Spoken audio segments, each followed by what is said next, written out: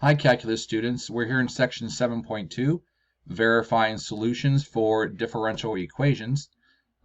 This problem asks us to verify that a particular function, e to the negative 7x plus 6x minus 2, is indeed a solution to the differential equation, y double prime plus 7y prime minus 42 equals 0. I'd say probably the easiest way to accomplish this is to take the first and second derivatives of the original function as my first and second step. So let's try y prime first. Y prime would be e to negative 7x multiplied by negative 7 because of the chain rule, and then having a plus 6, and the 2 would drop off. Y double prime would give us, similarly, this time we'd have a positive 49 e to the negative 7x, and this time our 6 would drop off.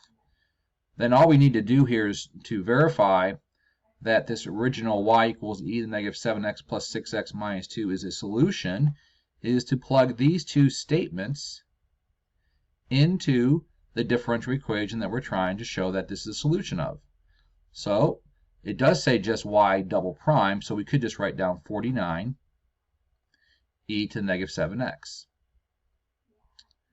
And then we're going to add 7 times y prime, which we have as negative 7 e to the negative 7x plus 6. And then we're subtracting 42. Our goal is to show that when we clean this all up, that we do indeed get a 0. And then that would show that this equation is a solution to this differential equation. So we're not going to work with anything with the 49. We'll keep that here. But if you multiply this 7 through and distribute, we do get a negative 49 e to the negative 7x. So I have 49 e to the negative 7x. And then minus 49. It looks like we're heading in the right direction. E to negative 7x. Those terms would cancel. And then we take our 7 through the second part, and we get a positive 42, or plus 42. And we are then subtracting 42. And indeed, all terms do cancel, and we do get a 0.